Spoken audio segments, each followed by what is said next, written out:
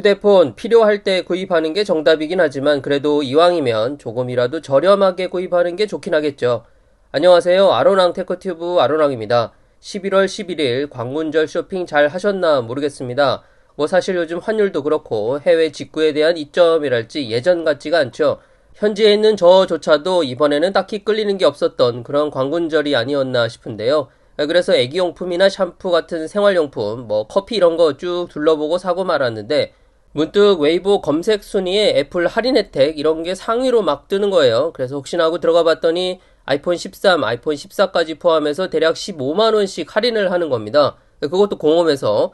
야, 이거 애플이 공홈에서 이 정도 할인하는 건 저도 처음 보는 거라 이게 바로 말로만 듣던 저점 매수 타이밍이구나 싶은 게 놓치면 안 될 것 같은 느낌 스물스물 올라오더라고요.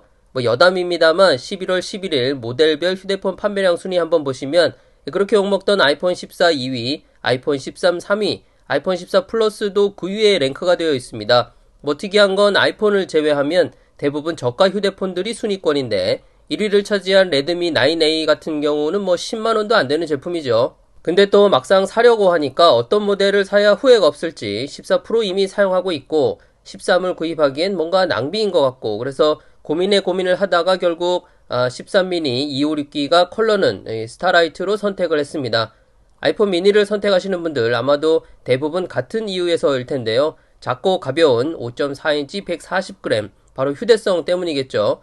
물론 가벼운 휴대폰에 6.55인치 디스플레이에 157g 샤오미 11 청춘 활력판이라고 이런 휴대폰들이 아주 없는 건 아닙니다. 하지만 다른 모든 스펙을 플래그십급에 맞추면서 사이즈만 작은 휴대폰은 아마도 아이폰 미니가 유일하지 않나 싶어요. 물론 아시다시피 단점이 없는 휴대폰은 아닙니다. 작은 사이즈의 물리적 한계에서 오는 배터리 사용시간 12 미니보다는 개선이 되긴 했지만 그래도 아쉬운 부분이고 금나누기의 잔재 60Hz 화면 주사율, 화면 사이즈가 작아서 그나마 좀 덜 티나는 게 다행이라면 다행이죠.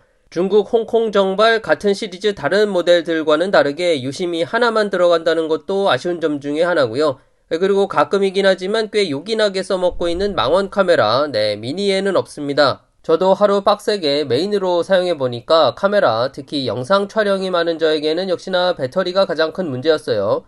이 동영상 화질이야 안드로이드 그 어떤 휴대폰들보다 좋았기 때문에 딱히 문제될 게 없었고요. 그 외에 웹서핑을 포함한 앱 사용에 있어서는 사실 큰 불편함을 못 느꼈습니다. 오히려 한 손으로 모든 조작이 가능하다는 점, 이게 굉장히 편해서 잠시나마 아이폰 14 프로를 오히려 서브로 쓸까라는 생각까지도 들었어요. 저처럼 카메라 종종 쓰고 웹서핑하고 몇 가지 앱 쓰는 정도, 그리고 간단한 메모라든지 물론 유튜브도 보면서 말이죠. 이 정도 라이트한 사용에는 아이폰 13 미니면 충분하다고 생각합니다.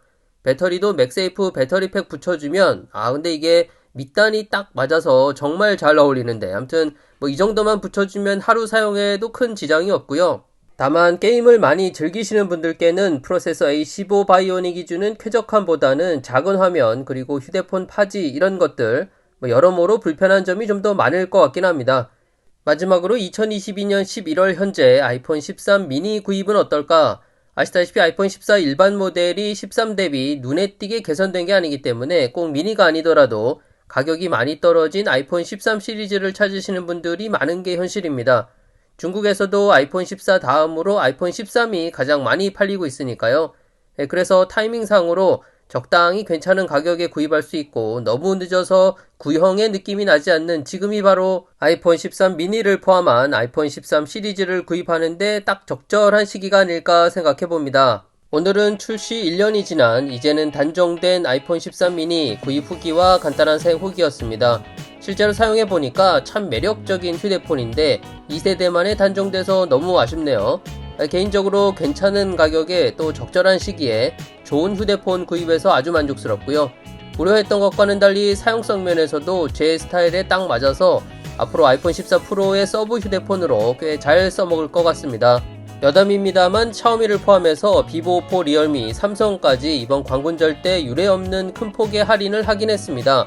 갤럭시는 특정 모델의 경우 30만원씩 할인도 하고 그랬는데 문제는 애초 중국 출시 가격이 너무 높았던지라 할인한 가격이 우리나라 1년 전 정발 가격하고 비슷해서 암튼 글쎄요, 이 안드로이드 휴대폰들은 다음 세대 스냅드래곤 8 젠2가 어떻게 나와줄지 모르겠지만 아이폰과의 그 차이가 아직은 좀 그래서 개인적으로 그 왠지 모를 아쉬움 있는 것 같습니다.